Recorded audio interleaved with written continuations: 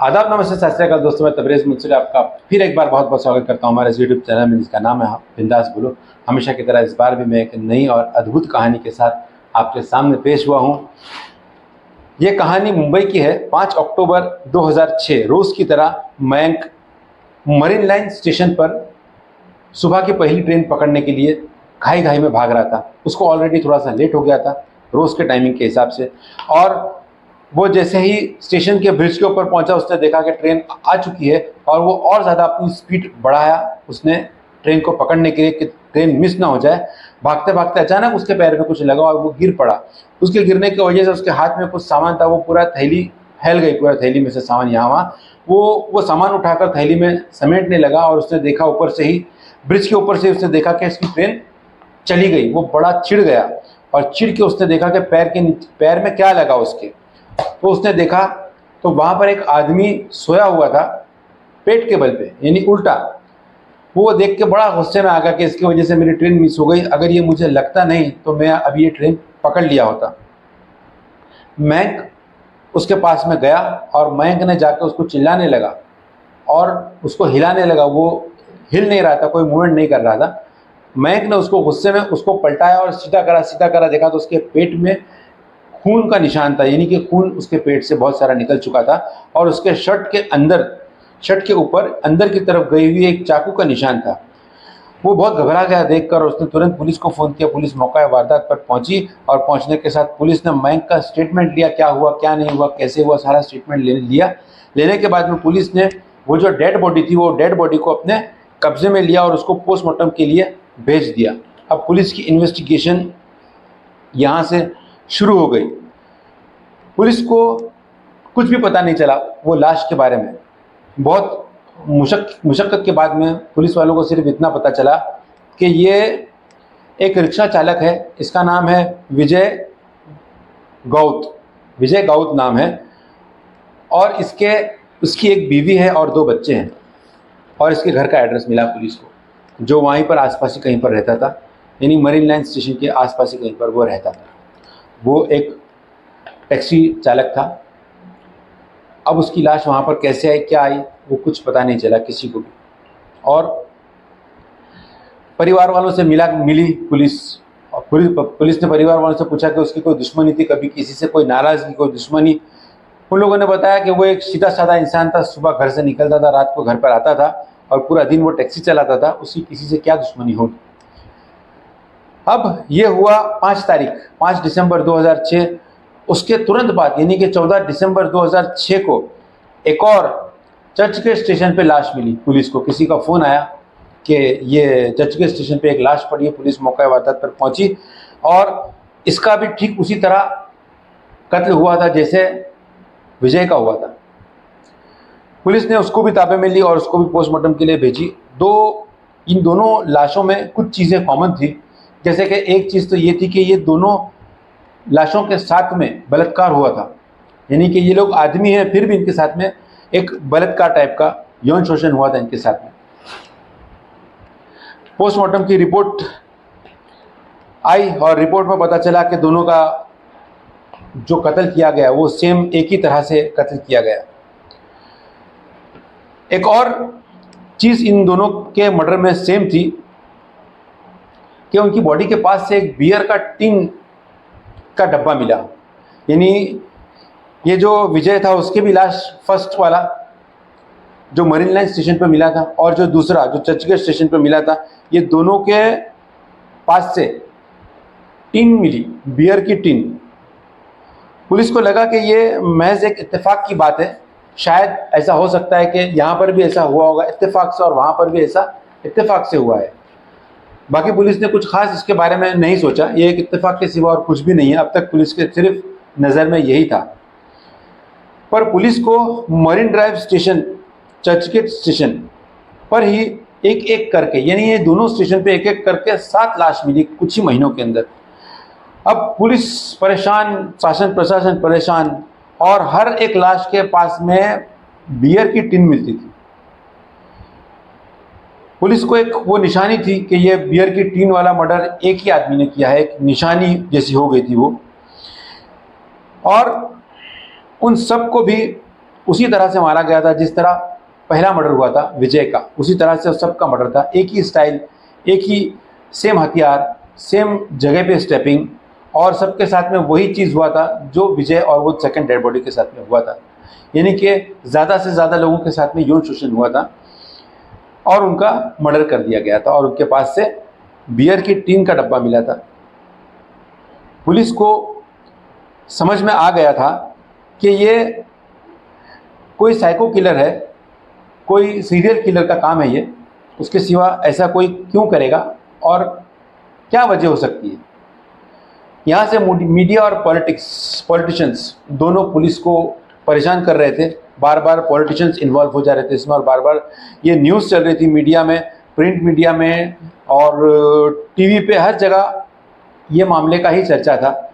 इस मामले का इतना चर्चा हुआ कि लोगों को दहशत हो गई, और ये मामला अभी लोगों के दिमाग से निकला ही नहीं था कि जनवरी 2007 को फिर से एक डेड बॉडी मिली पुलिस को, और इसे भी उसी तरह से मारा गया था जैसे कि पहले बॉडियों को मारा गया था। और इसके पास में भी एक टीन का डब्बा मिला, पर इस बार एक और चीज़ इसके पास से नहीं मिली। वो था एक न्यूज़पेपर की एक कटिंग थी, एक छोटा सा एक टुकड़ा था, उसमें सिर्फ इतना लिखा हुआ था उसके ऊपर, welcome to the clan, CLAN, clan, सिर्फ इतना लिखा था और कुछ भी नहीं लिखा था।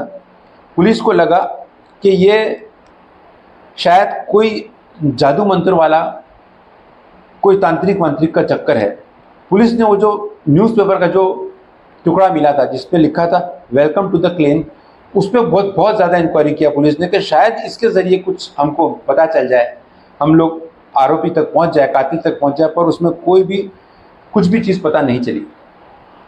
मुंबई पुलिस की नींद उड़ गई थी और इन्वेस्टिगेशन में इन लोगों की एकदम से हालत ख़राब हो गई। कई SIT की टीम्स बनाई गई और क्राइम ब्रांच, कई यूनिट्स इनके पीछे पड़ी थी। यानी पूरी मुंबई की पुलिस ये आरोपी के पीछे पड़ी थी कि किसी भी तरह इसको पकड़ना चाहिए। और यहाँ पर एक तरफ पुलिस की रातों की नींद और दिन का चैन हराम है, और दूसरी तरफ यहाँ से मीडिया कंटिन्यूसली पुलिस के बारे में, पुलिस की नाकामयाबी के बारे में लोगों को बताती जा रही है।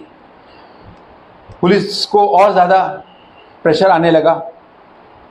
22 जनवरी 2007 को मरीन ड्राइव पब्लिक टॉयलेट से एक और लाश मिली पुलिस को, मगर इस बार एक चीज़ थोड़ी सी अलग थी कि वहाँ पर से एक शर्ट मिला जो ग्रे कलर का था।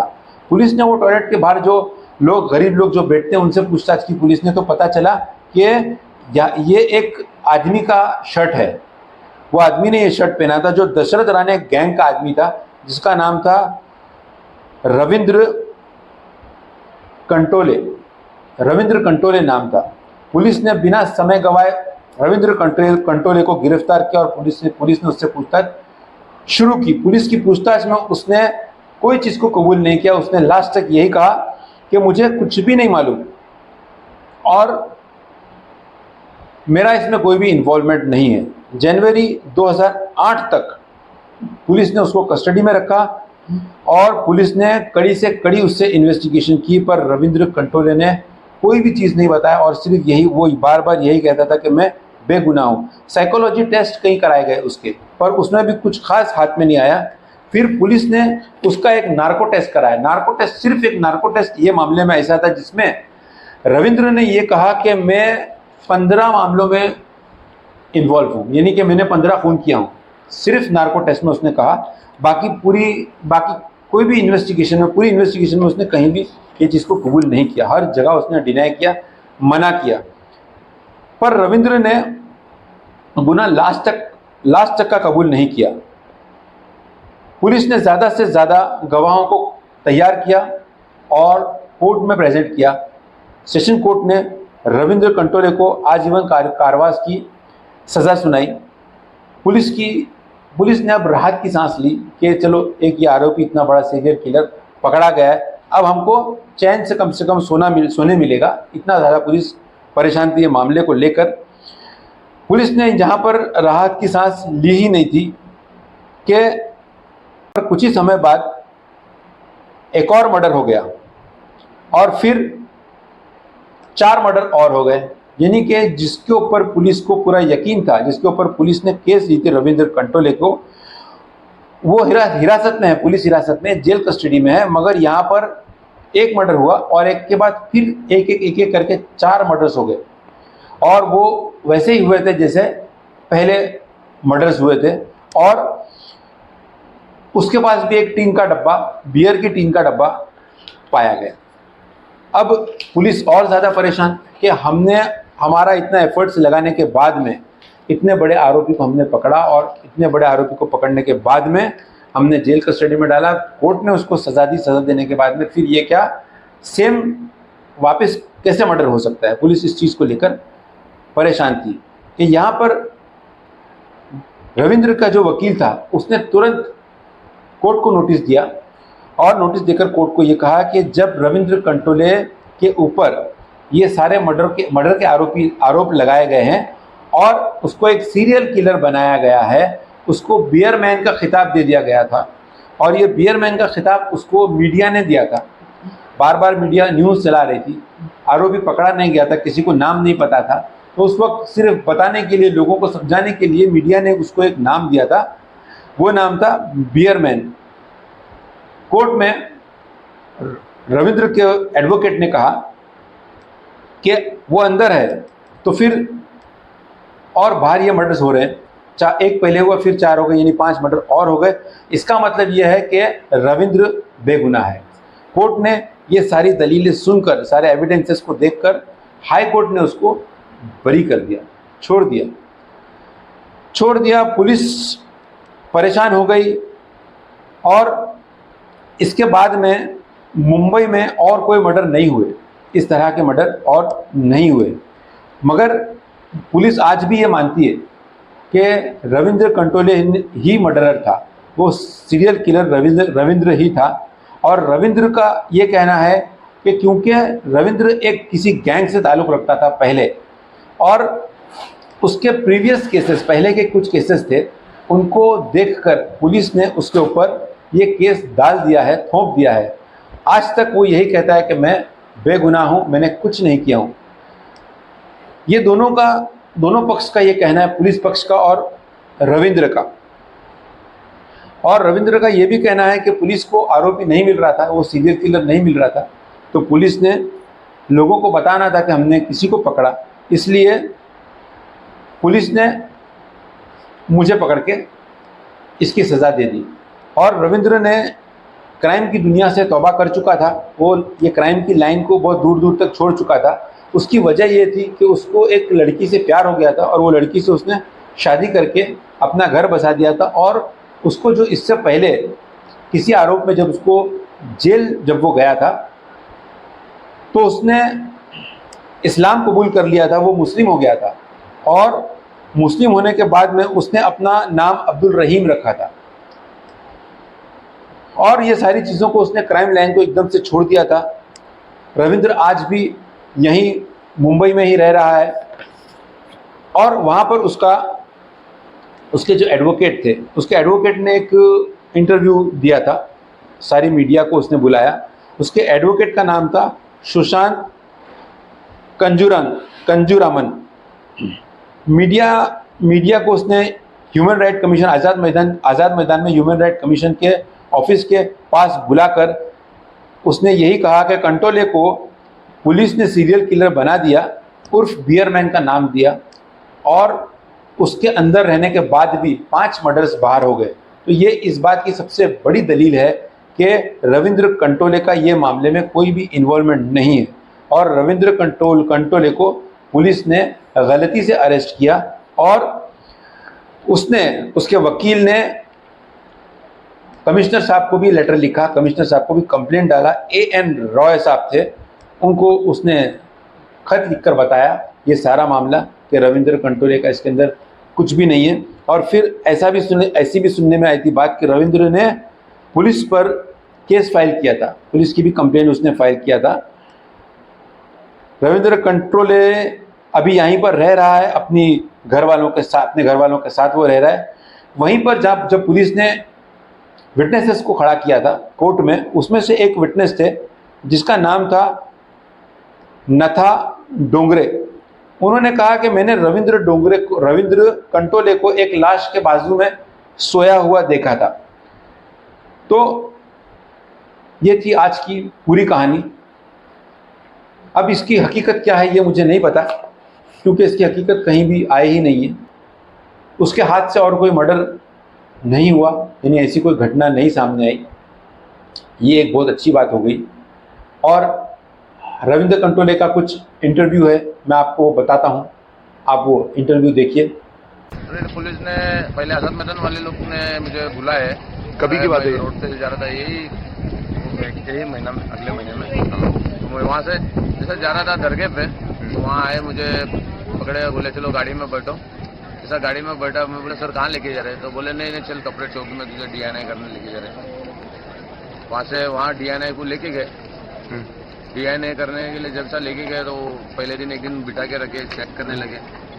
चेक करे बाद दूसरे दिन फिर बुलाए, और दूसरे दिन DNI के लिए यहाँ पे नागपाड़ा जो पुलिस हॉस्पिटल है वहाँ पे लेके गए, और वहाँ पे DNI खून चेक किए। DNI कर बोले DNI हो गया तुम्हारा, अब तुम जाओ। अच्छा, कुछ बोले क्यों कर रहे हैं DNI? ये बोल रहे थे कि जो सीरियल किलिंग हो रहा है जो बच्चे लोग का, जो यहाँ पे बच्चे लोग का, तो सबको DNI के लिए बुलाया जा रहा है, तो आपको तो पहला बुलाया जाएगा। क्यों? क्योंकि आप सीरियल किलर है। अच्छा, आपने बोला नहीं कि आपको होटल में? ACP साहब ने बोला कि इनको भी लेके आया जाए। DCP? ACP कौन? उनका नाम नहीं मालूम। ऐसा ही बोले मुझे कि ACP साहब ने इनको याद किया है, बोले इनको क्यों नहीं लेके आया जा रहा है, इनको भी लेके आया है। अच्छा, लेकिन आपको तो अक्विटल दिया है ना? हाँ, तो भी इस वक्त ऐसा है कि जो नाम गिरा है मेरे ऊपर, तो वो नाम से उन लोग मशहूर कर रहे हैं मुझे, और बोलते हैं अभी क्या है ये, जब इसको नाम दे दिया तो यही कराओ अभी से। ऐसा उनकी सोच है। और जब भी कोई ऐसा हो जाता है तो मुझे याद करते हैं और मुझे ही बोलते हैं भाई ये तो है रिकॉर्ड पे, इसको लेके आओ। अच्छा, चाहे आप गिल्टी हो या ना हो, बस ये गिल्टी बोले तो आज के टाइम में जो अगर निर्दोष भी छूटा होगा तो आदमी बोलते कि ये गिल्टी, इनके नजरों में ये बोलते कि ये गुनहगार है। अगर कोर्ट ने छोड़ भी दिया है इसको बेगुनाह, तो भी ये बोलते नहीं ये बेगुनाह है, कोर्ट ने छोड़ा ना, हमने थोड़ी छोड़ा इनको, ये गुनहगारी है। तो इनके लिस्ट में चढ़ जाता है ना एक टाइम, जो लिस्ट में। अच्छा, ऐसे बोलते पुलिस का हमने नहीं छोड़ा है। हाँ, ये जो लिस्ट में चढ़ा है बोले तो तुम्हारा नाम है, हमने तुमको इस कंपनी में तुमको ले लिया है, तो बस तुम मैंडेट आदमी, तुमको ही लेना है। इसके लिए जब भी ऐसा कुछ हो जाता है तो हमको पूरा काम हम लोग ही करते हैं, बाकी कोई करते नहीं। ऐसा उनका प्रोसीजर है। इसके बारे में आप कोर्ट जाने वाले हो? हाँ, देखो अभी मेरे सर ने बोले, रमन सर बोल रहे हैं कि जाएंगे कोर्ट, हाई कोर्ट, और नोटिस मारेंगे, देखो क्या होता है अभी। तो ये थी आज तक की कहानी। फिर मिलेंगे एक नई और अद्भुत कहानी के साथ, तब तक के लिए मुझे इजाज़त दीजिए। आदाब, नमस्ते।